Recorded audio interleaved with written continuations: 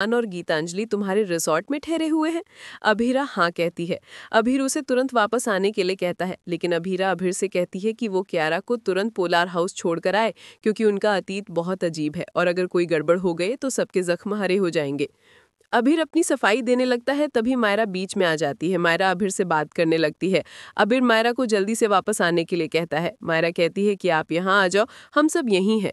दूसरी तरफ अरमान अबीरा की बातें याद करता है और परेशान होता है। तभी गीतांजलि नई साड़ी पहनकर उसके सामने आती है और पूछती है कि मैं कैसी लग रही हूँ। अरमान असहज होता है। दूसरी तरफ मायरा अभीरा को बताती है कि एक कुकिंग कंपटीशन होने वाला है, वो उसमें हिस्सा लेने के लिए कहती है। अभीरा कहती है कि हर कंपटीशन में हिस्सा लेना जरूर। अभीरा मायरा को गले लगा लेती है। मायरा कहती है कि मैं आपके जैसी हूँ। वो बताती है कि एक बार मैंने पापा को खड़ूस बोल दिया था, तो उन्होंने मुझे गुस्से में ऐसा बोलने के लिए मना किया। तब मुझे पता चला कि शायद मेरी मम्मा उन्हें खड़ूस बुलाती होगी।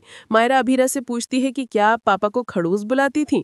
ये सुनकर अभीरा भावुक हो जाती है। दूसरी तरफ गीतांजलि बार बार अरमान के करीब आने की कोशिश करती है। अरमान उसे साफ समझाता है कि उनके बीच ऐसा कुछ भी नहीं हो सकता। तभी अचानक किसी की चीख सुनाई देती है, जिसे सुनकर अभीरा भी हैरान हो जाती है। दूसरी तरफ कियारा अभीर को देखती है। अभीर नींद में चारू का नाम लेता है और उससे माफी मांग रहा होता है, नहीं कर पा रहा है। कियारा उसे सांत्वना देती है। कियारा बताती है कि मुझे अभीर के साथ रहने में दिक्कत हो रही है। मुझे समझ नहीं आ रहा कि मैं किस हक से वहां रह रही हूँ।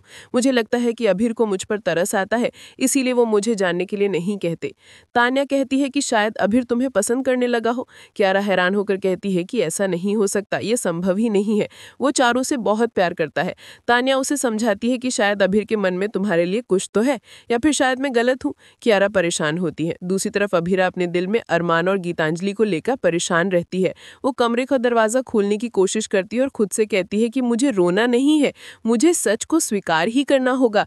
अभीरा खुद को दोष देने लगती है कि मैं इतनी बदकिस्मत हूँ कि मेरा पहला और सच्चा प्यार किसी और का हो गया और मैं कुछ नहीं कर पाई। इसी बीच अरमान वहां आता है। वो उसे रोकता है और कहता है कि मुझे मदद करने दो। अभीरा दरवाजा खोल देती है और कहती है कि इस वक्त मेरे पास स्टाफ की कमी है, इसलिए आपको ऐसा लग रहा होगा कि मैं अकेली पड़ गई हूँ, लेकिन मैं अकेली काफी हूँ। अभीरा कमरे में आती है और गेस्ट का सामान पैक करने लगती है। अरमान मदद करने लगता है तो अभीरा कहती है कि आप अपनी पत्नी के पास जाइए। अरमान कहता है कि क्या ये बकवास बातें करके तुम्हें मजा आ रहा है? क्या तुम्हें कुछ फील नहीं होता? गीतांजलि से मजबूरी में हुई थी। वो कहता है कि मेरे ना चाहते हुए भी मुझे गीतांजलि से शादी करनी पड़ी। गलतफहमियां और हालात हमारे बीच में आ गए और हम कुछ नहीं कर पाए। अभीरा कहती है कि अब कुछ नहीं कर सकते, अब बहुत देर हो गई है।